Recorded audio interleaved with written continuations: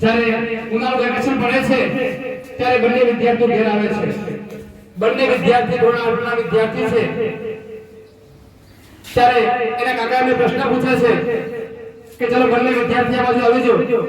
તો બંને વિદ્યાર્થી આ બાજુ આવી જાય છે અને બંને વિદ્યાર્થીઓને 20 ફેબ્રુઆરી એટલે વિશ્વ માતૃભાષા દિવસ। માતૃભાષા એટલે આપણને જે જન્મ વખતે આપણી પ્રકૃતિમાં મળેલી ભાષા, જેને આપણી પ્રથમ ભાષા કહેવાય છે, એ જ આપણી માતૃભાષા। માતૃભાષા આપણા ઇલાકાની, આપણી ગુજરાતની માતૃભાષા ગુજરાતી છે। આપણી ગુજરાતીની